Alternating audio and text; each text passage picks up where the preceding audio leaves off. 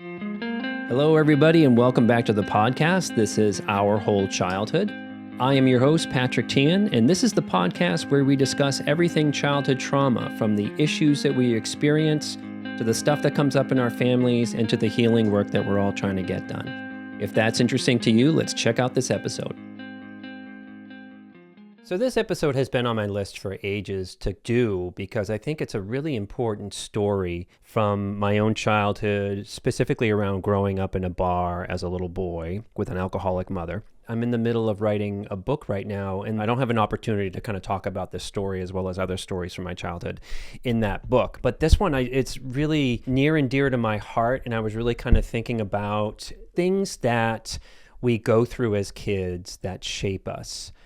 And I'm going to come back to that later because that's a complicated thing about the idea, did my trauma make me good at things, or could I have been good at those things without the trauma? I'm usually thinking the latter, but this is really a story about my first client, aside from being a caretaker for my alcoholic mother. And my first client was a gentleman who worked at this bar that I grew up in, that everyone around the bar, including the bar owner who hired him, they named him Slow Jack. I didn't like that as a kid, but like what they kind of called him. It was really a gross way to describe this man. And Jack was a barback. He was somebody that the owner hired to restock the bar. Like I remember all the details about this bar, and usually where the bartender does all their work, there's usually like a trap door that takes you down to the basement. And then I remember sort of seeing this, and there'd be a conveyor belt where the barback would throw cases of beer on this conveyor belt on a busy night and restock the bar. Like that was his job. And he was kind of taken in as kind of like a charity case around this bar because he was somebody that, he was like a mascot for them, but he was also somebody that they would probably make fun of behind their back. So how did this all come about? Let me describe Jack a little bit first. I really liked him. He was a man who was probably, is what I recall, because I was very young. I was about 6 years old when I started doing little sessions with Jack, sessions that I'm doing in air quotes right now. Jack was late 30s. He looked visibly depressed. He was kind of skinny, kind of malnourished. He was super kind, super kind of sad eyes. He would walk around with a red bandana in his back pocket, which was something I'll also come back to. There's some really big significance to that. And there was a story around Jack in this bar that Jack was a gifted accountant who was working really well around town or something like that, or in Boston, near where I grew up. And he had a mental breakdown, and he became to the patrons, everybody, the bartender, he became known as sort of Slow Jack, that something happened. He had a breakdown and then he became slow, is how it was described to me. This bar was such a big part of our lives. It was like the pivot point to our day, where if we were, gonna go somewhere to do school shopping, you went to the bar first. If it was a weekend and you were gonna go to church, we went to church for a little while. My father was almost an ordained priest. The bar is where you'd spend 3 or 4 hours after church. This bar, grew up in south of Boston, and this bar was situated on this like street in this neighborhood. And if you picture, I'm going to describe this neighborhood, it's a little bit like a Richard Scarry book where there's like, the butcher and the shoemaker and the store and the bookstore. Around this bar in the early 80s, right next door to the bar was this amazing 5 and dime that I would go get G.I. Joes in. Right next door to that was a Chinese food place that we would get poo-poo platters in. Right next door to that was a pizza place that we would get meatball subs and pizza and bring back to the bar because we would spend probably about, sometimes on a weekend, 4 or 5 hours at a stretch.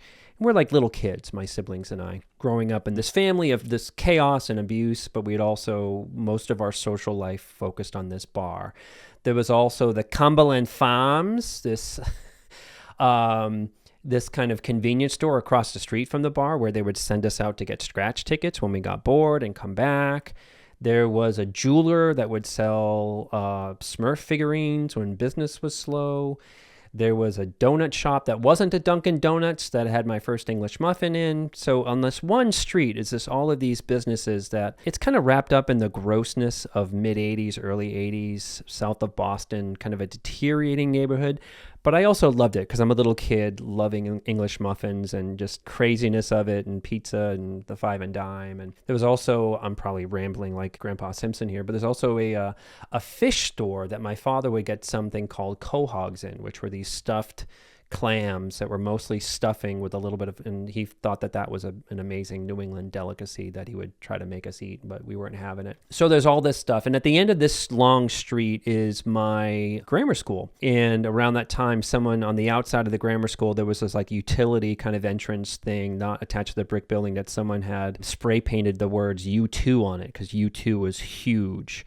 So in all seasons, this is really kind of where I grew up, and I can still kind of see Jack kind of walking up and down this street, just kind of meandering about, like in a way that he wasn't exactly someone that you would identify as potentially, we didn't know if he was homeless. I didn't know where he lived or anything like that.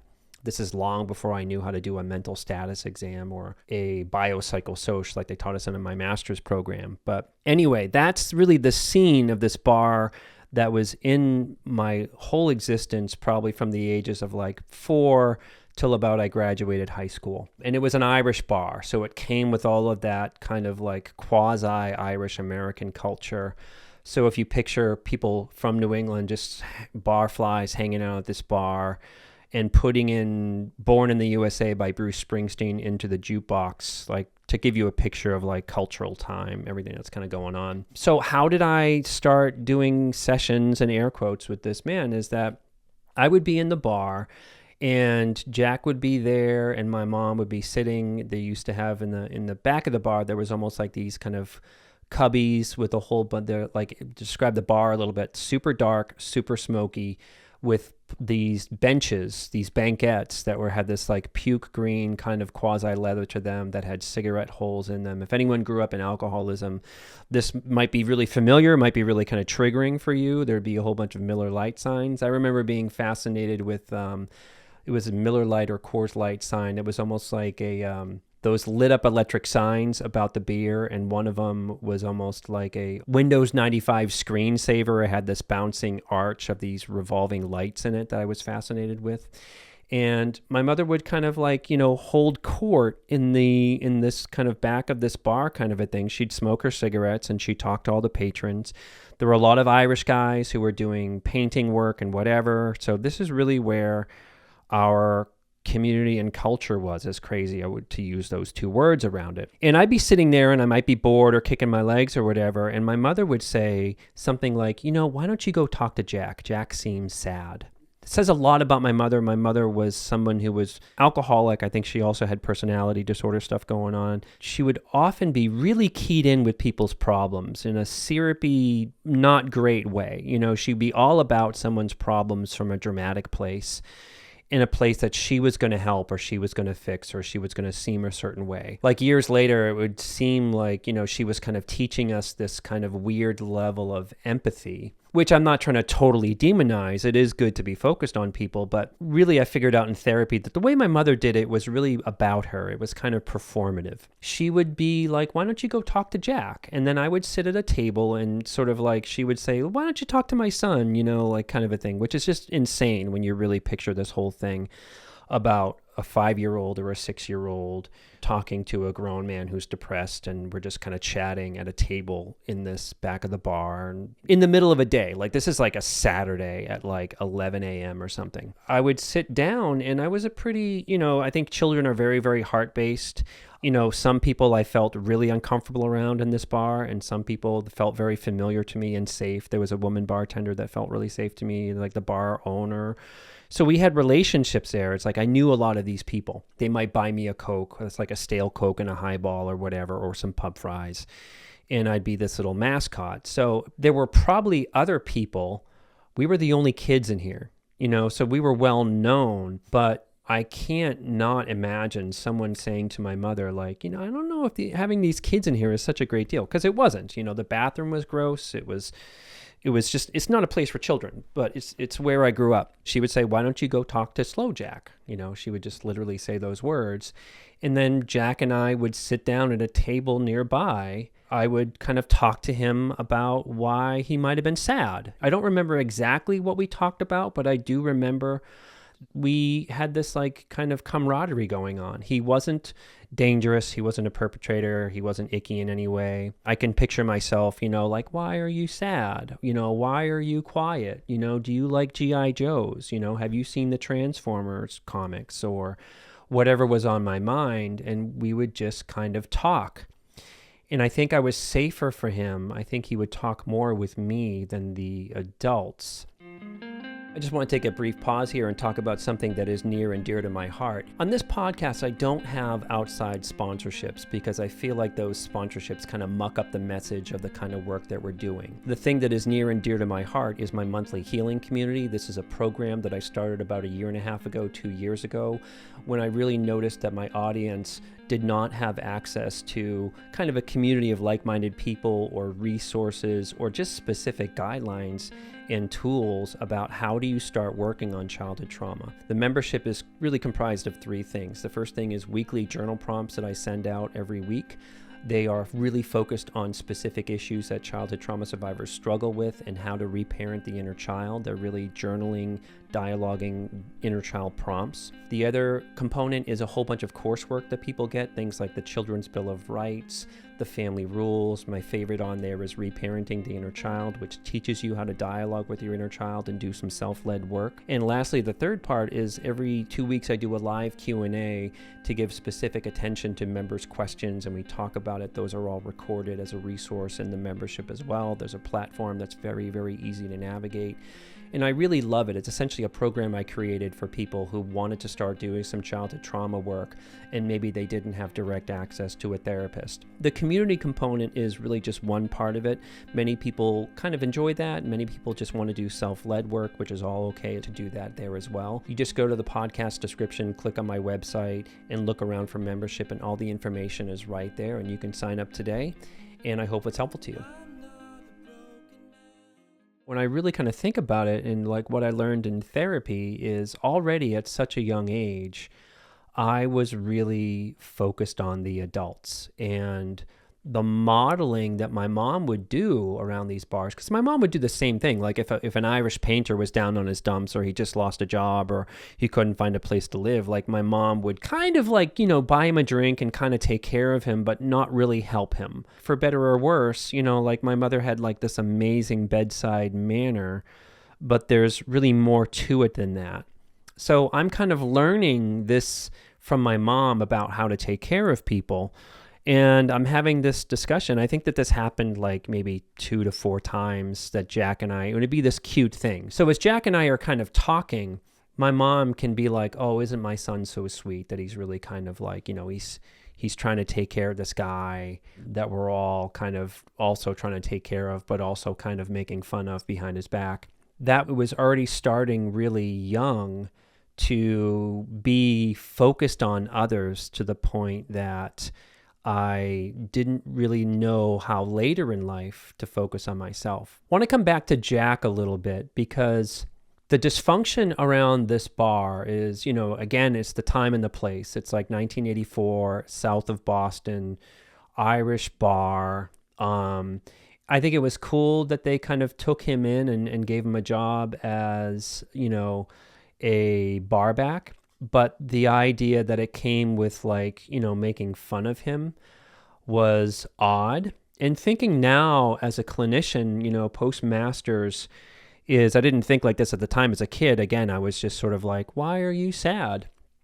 How can I help you? Do you have a phone and maybe I can call you and make sure you're not sad? Just like really sort of simple stuff or something like that. But looking back now, and, I'm one of these people that have a strong memory. I can't remember what we talked about, but I do remember him really well, is I don't think he was not slow at all. He was just quiet.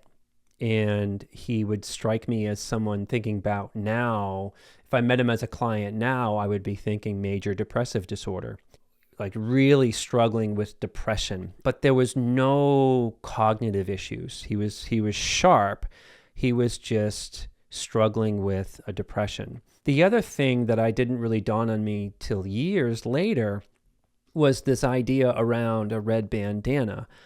It struck me later that he very much could have been gay. As a gay man in a hyper masculine town in the 80s, the AIDS epidemic, we were probably just starting to kind of pick up.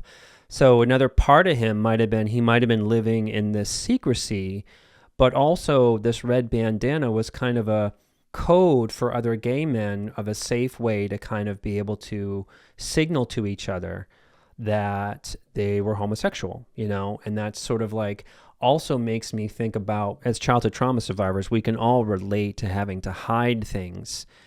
But I often think about Jack in a heartbreaking way about how he really had to hide major part of himself. So in other words, it's almost like he's just kind of, trying to adapt into this bar life and just kind of trying to get through it. It is a funny way when I think back to those sessions, there's a vague feeling like Jack and I would have been a bit of the sane ones in the in the room, in a way that, like, when I was talking to him as a little boy, and I was always sensitive to how people were treated. I think it was just in my nature. Like, in a way, I feel like Jack was kind of telling me, I'm not actually slow. And for us to have like a little bit of we have a little bit of the one-up on the rest of the bar in that way.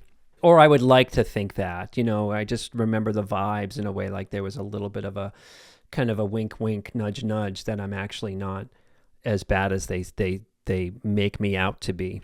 It was about, again, might have talked like 2 to 4 times. It wasn't kind of ongoing, but there was just significance in this memory about this man that kind of just really kind of made me think later in life about what happened to him, what was really going on there. And again, as a clinician, we were taught to, I don't know if they call them this, but in my master's program and then in other jobs that I had right after my master's program, and when I worked in a psychiatric hospital, we would do this thing called a biopsychosocial, where it would really be like a 4 to 5 page paper on someone's background, everything from where they grew up to where they were living to stressors they had in their life to a mental status exam. And all I have to go on is this kind of memory where I didn't know even if he was sort of homeless. I don't know if he was crashing somewhere. I didn't know if he had an apartment. All I knew is that he had this little job at a bar, and he would wear these Chuck Taylors and walk around town smoking cigarettes, and just, he was just kind of sweet and quiet and just wanted to be left alone. But I didn't really know anything about him as I would with clients later who were, whether I would sort of, in the psych hospital, many people already came with already pre-existing records that you could read, or they would just simply tell you what was going on, much to their frustration to tell another clinician things about them when they can just easily read their chart. Thinking about that, and I want to come back to, just still makes me curious about what this man's life was. So if you've made it this far into the podcast, you must be asking yourself, does this guy have a newsletter? I really hope he has a newsletter. Guess what? I have a newsletter, and if you subscribe to that newsletter, you get a bunch of very, very helpful announcements from me. My favorite one is I announce when a new RRP therapist that we've trained, this is a childhood trauma relationship recovery process therapist, is forming new groups or accepting new clients. I love bridging my sort of audience with people who are skilled in childhood trauma work. You'll get announcements about that. If you subscribe to the newsletter, you'll also get a series of resources from me. These are things like video recommendations, journal prompts, other resources that are very, very helpful to get you started to do some childhood trauma work on your own. And like, you'll get the other announcements from me about goings on on stuff on my YouTube channel, or if we have membership spots opening up in my healing community, as well as discounts or announcements for that. So you really can't miss with subscribing to this newsletter. If you just go to the podcast description, you click on my website, it's all right there, takes you right to it, and you could do it right now if you wanted to. And coming back to this mental status exam that I mentioned that would be included in a biopsychosocial, of kind of formulating what was going on with a person. A mental status exam is like, are their thoughts coherent? Do they make eye contact? Is their speech pressured? Like, how do you experience somebody? If you want to, it's kind of interesting, but it's like a lot of clinical jargon as well, if you want to Google it. But in terms of what I remember about Jack, it was a little bit like there was a report that they gave me at the age of 6 that this man had a nervous breakdown and he is now slow. And then when you think about this training in the mental status exam, is that his thoughts were coherent. He had a mild demeanor to him. There was no pressured speech. There was no disorganized thoughts. He made great eye contact.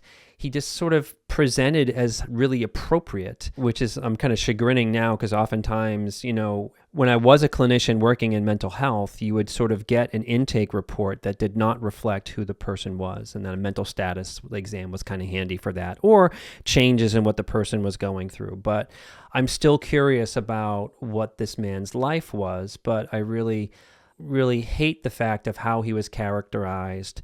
But more importantly, coming back to that idea about being more focused on the adults and this paradox around how trauma shapes us. I'm telling this story because even at that young age, in the beginning of my life, I was already hyper-focused on the adults to the point that I didn't really have much sense of a self. And that often happens in abusive families or if there's childhood trauma and neglect going on. But there's also this absence of adults being focused on us. Like I would kind of be focused on in these day-to-day life in the bar, but that focus is something like, why don't you go get your scratch ticket? Why don't you go to the school and play in the park? If you're bored, why don't you wait in the car and wait for me to come out? And that could be hours. In some ways, there'd be material needs to have been met. But in terms of having a sense of self, there's really no healthy adults spending quality time with us or focusing on us and that kind of a thing. What it was often really being focused on how my mother was doing in her marriage. She would sort of model to be focused on other people, and that's when kind of like people like Jack kind of came in.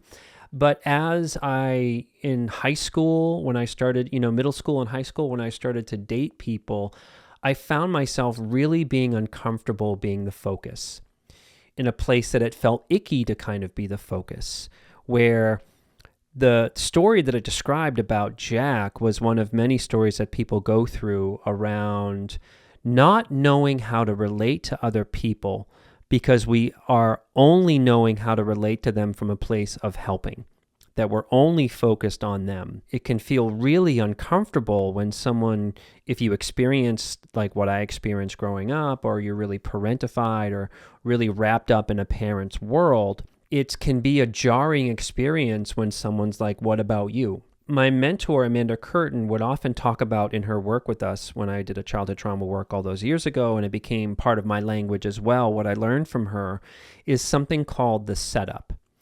And I talk about Slow Jack as an example of this kind of setup that I went through as a kid, being set up to be only focused on the adults.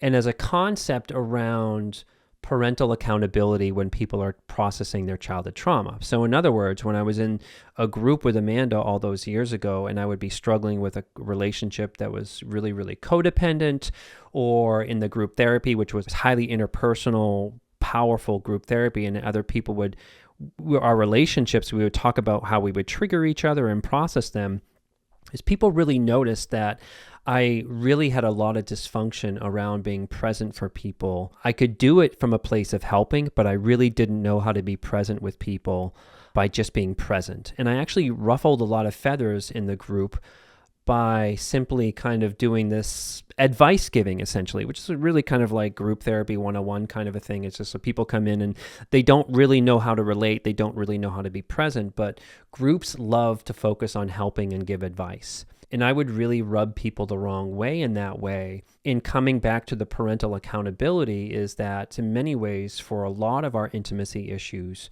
we're set up for those experiences. Even before Jack, in a much even younger age than 6, my whole world was around, is my mother okay? And she would really let me kind of take care of her if there was a fight between her, domestic violence between her and my father, or if she was alcoholic, or if she was really, really, really down in the dumps and hungover and depressed about something, is that we can really terrify a child if their safer parent is not doing well. And there can be a hyper focus on how that parent is doing. One example of parentification, that's one example of what they call emotional incest. So I know that sounds like a couple hard words to kind of throw together, but that's kind of how this stuff works. And that childhood trauma group that I did, I'm incredibly grateful for, because I had to look at the setup hold my parents accountable, both of them, for, because my father could have stepped in and said, like, what are you doing exposing our kid to the bar back? I mean, even though that he was safe, is like, there's not a listener out there to this podcast would think it's a good idea to have their 6-year-old kind of play therapist to a depressed man in his 30s in a bar in the 80s, where they're blasting Born in the USA. It's sort of, it can go, you guys get it.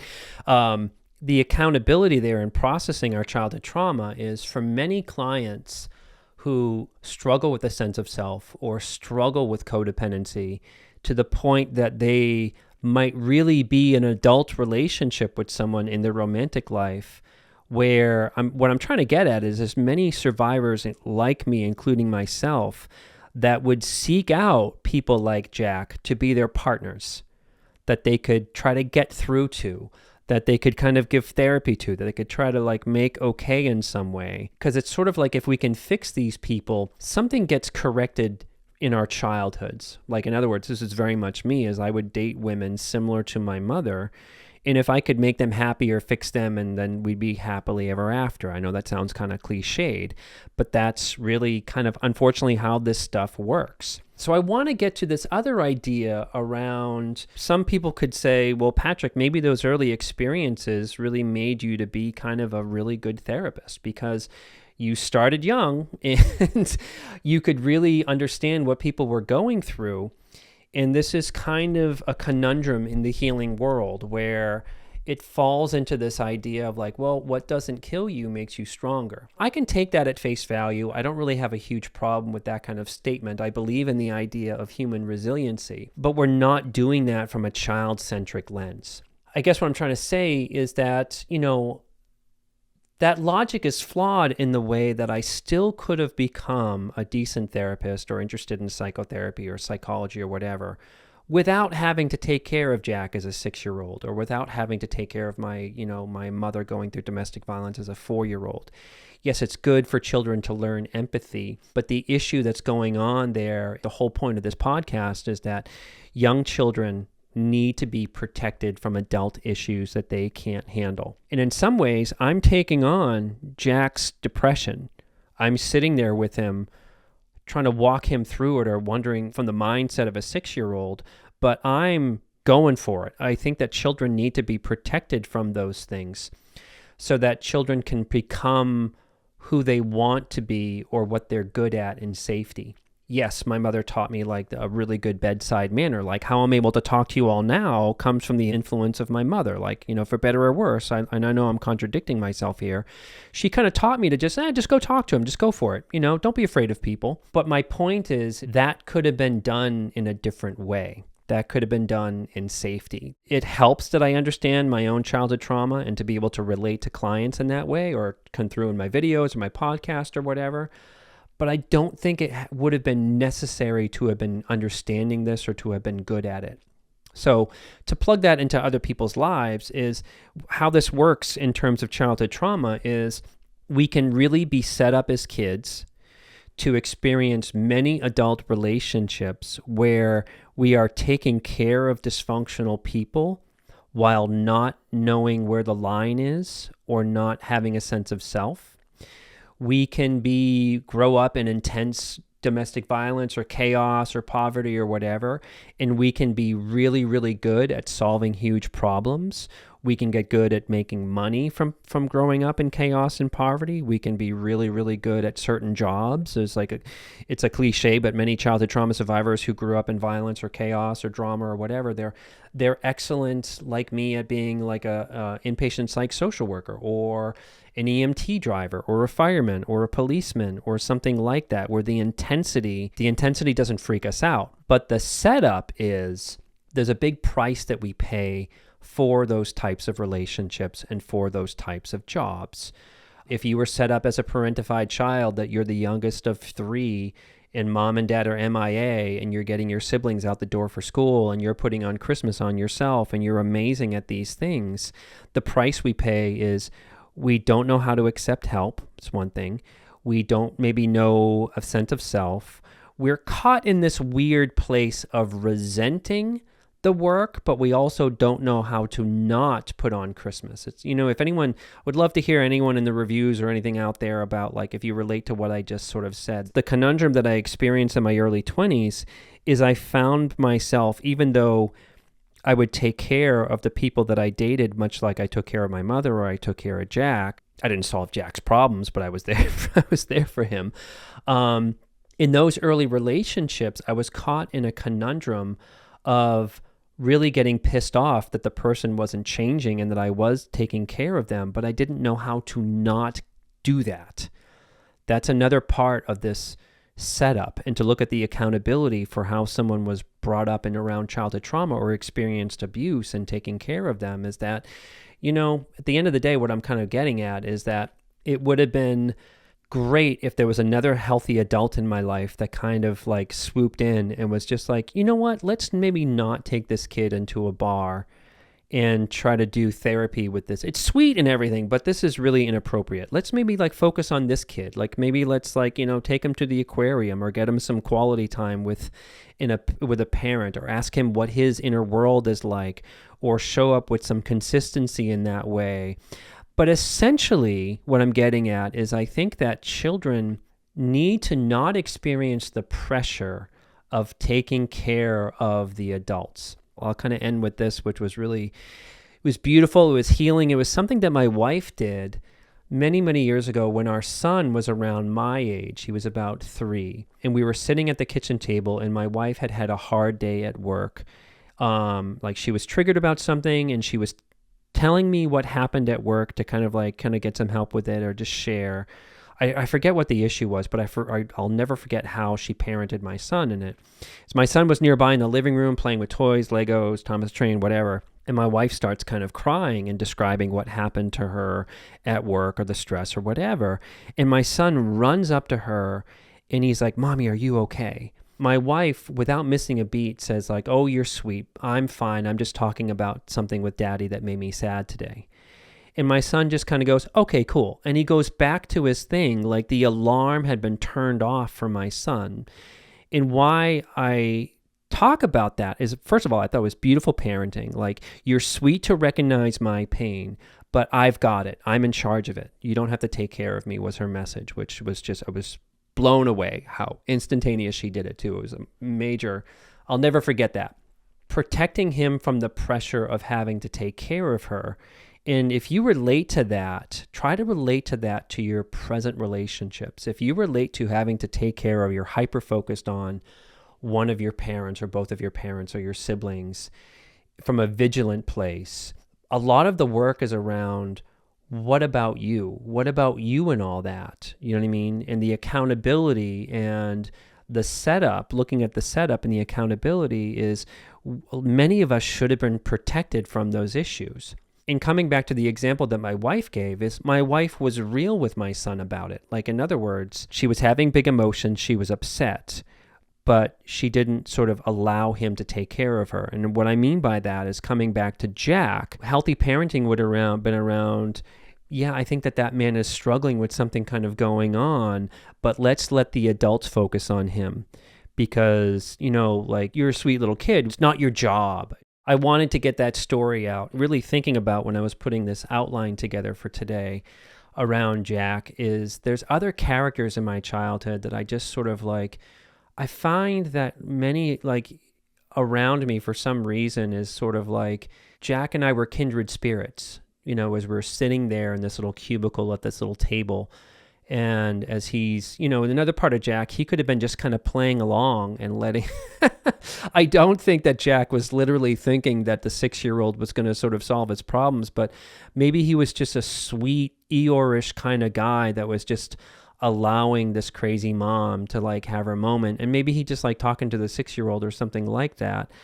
But what I'm also getting at, there's like many more characters from my childhood and my life around them that like whether it was a kid that I went to school with or the clerk at the local convenience store who would like lived a couple doors down from us that we would connect with about certain things. There was lots of other, it's like this like secret society of childhood trauma survivors that I would love to hear if you ever experienced that as well. You know what I mean? Like maybe it was a high school friend, maybe it was somebody like Jack, maybe it was like, maybe you worked in a nursing home as a kid and there was this elderly person that, there's like an unspoken acknowledgement about something that the both of you understood something greater than what the people around you got. I hope Jack is out there somewhere. I hope that he's well. And I just really kind of would just love to let him know that I appreciated him and just kind of saw him in those moments. And the other thing too is like, maybe he was the wise one. Maybe he understood too. Maybe his time with me was about recognizing that I was going through abuse, that maybe he understood that I shouldn't have been there either, So just thoughts, wish him love. And I appreciate that you kind of stayed with me so long in this story. I wanted to kind of get it out there. And as always, may you be filled with loving kindness. May you be well. May you be peaceful and at ease. And may you be joyous. And I'll see you all next time. Take care.